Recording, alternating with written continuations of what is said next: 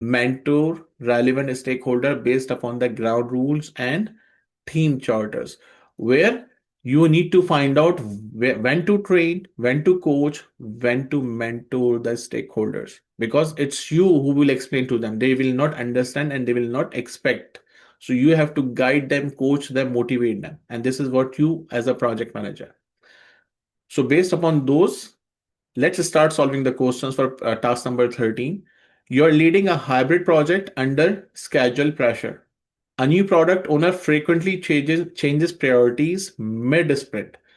As per the rules which we discussed during the training, it's not supposed to be that product owner can change something in the middle of the project or in the middle of the sprint or iteration like this. The sponsor demands faster delivery and asks you to control the product owner because this guy is not listening. What is the best next step? There could be many, but what is the best? Escalate the product owner's behavior as performance issue. Mentor the product owner on backlog management and sprint stability while aligning on changing intake rules. Remove the PO or accept the churn and increase team overtime. These will temporarily solve the problem. This and this will create conflict, or the conflict level will increase.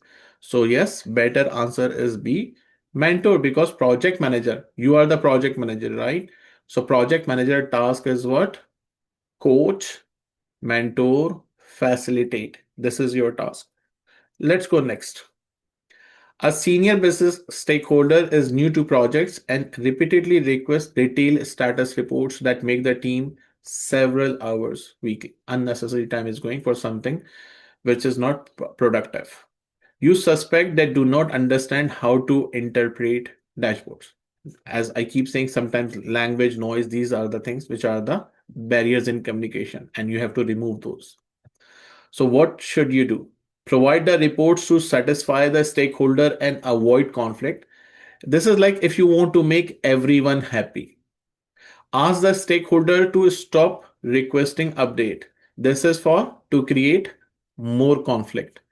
Allocate time to mentor the stakeholder on the dashboard and agree on a lean reporting cadence that whatever is required, we will keep it. Otherwise, we will remove it. Lean means remove the waste.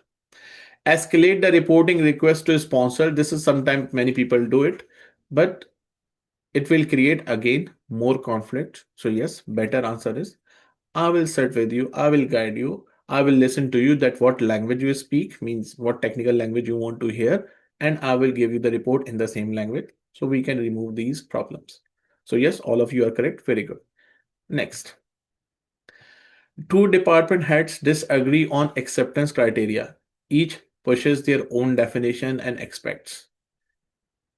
So it is a conflict. You know that. Their conflict is delaying signing off. So their conflict is becoming what? Impediment, obstacle, or blocker.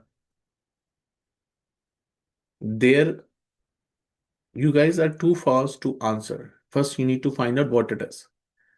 Their conflict is creating what? Impediment, obstacle, or blocker.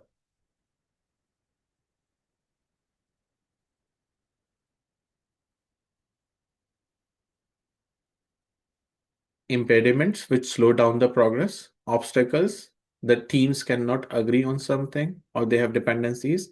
Blockers are external thing. So two department heads, they are internal or external?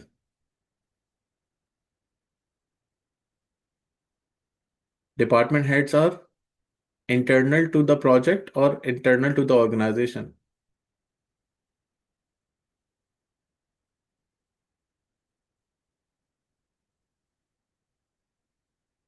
If teams do not, if I put the teams here, then it will be the impediment.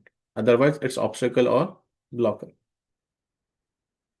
Normally, it's obstacle, it should be avoided. Blocker means external dependency out of the organization thing. What should the PM do? Just for the clarify, okay? Blocker have multiple definitions, but in this context, that's why I gave you the answer of blockers. Facilitate a mentoring conversation on shared objectives, measurable acceptance criteria, and governance. So both align on done. Seems to be better answer, but let's go further. Force. No, we don't force anyone. Ignore. No, we don't ignore. Escalate. You can, if you tried everything, you exhausted all the resources, then yes, you can, but not at the first time. And again, not to the CEO. There is a reporting authority you have to follow.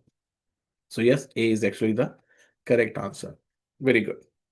Next, a key operations stakeholder will own the product after release. They lack understanding of incident response and SLAs. However, they are only available 30 minutes per week. So you have a constraint. What is the best approach to handle the constraint? Skip mentoring due to limit time. We do not skip the things easily. Allocate short, structured mentoring sessions, focus on high risk operational readiness topics, and reinforce with jobs aids. Seems to be better answer, but let's go next. Provide long classroom. When I see the word long, and we are already having a constraint, so it doesn't work with our answer. Transfer to another team to avoid dependence on operations. You don't have the rights to do that. You don't have the authority to exercise like this. So yes, better answer is work with a shorter schedules and try to make that productive. So in less time, we can produce more efforts. Very good. Next, a stakeholder repeatedly interrupts sprint reviews with detailed solutions and demands immediate design changes. The team is frustrated and the meeting loses focus. What should you do? Cancel the sprint. As a project manager, you can cancel the sprint. As a project manager, you can cancel the sprint. Exactly. No. You can remove the stakeholder. No. You can ignore them. No. So correct answer is again mentor. Mentor. So they can learn, they can adapt, and they can start supporting you. Very good. Next, a business sponsor pushes to skip security reviews to meet a market deadline, saying we will fix it later. As per the Agile principle, we do not carry technical debts. We fix them at the same time, means as soon as possible. The team warns this could create several severe regulatory exposure. What is the best action PM can do? Agree to skip reviews, mentor the sponsor on impact, ignore the sponsor, resign from the project. If you cannot do anything, yes, you can do this. But better answer is B. Exactly. Mentor, guide, coach, why it is important, what can be done, and so on. Very good. Next. A stakeholder frequently rejects deliverable late due to misunderstanding about requirements. Each rejection causes significant rework. You are already behind schedule. What's the problem in the question? Rejection because of misunderstanding. Misunderstanding means we have gulf of evaluation. And I've explained you during the training how the gulf of evaluation, what method can be used to remove gulf of evaluation.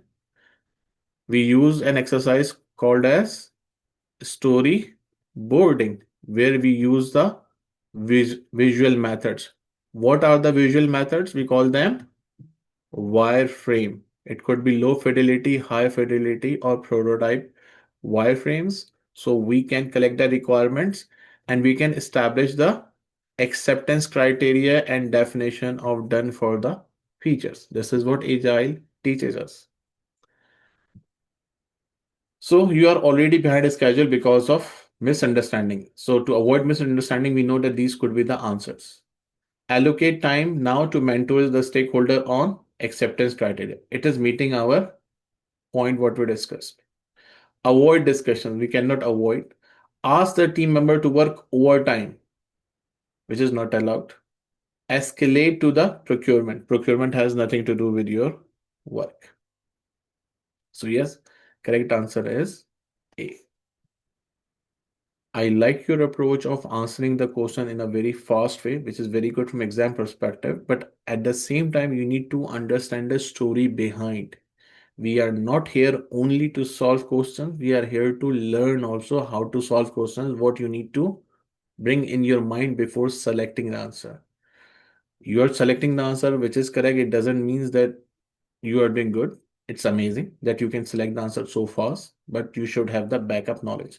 So, like when we teach in Agile, when we do the estimation, so you have seen one word.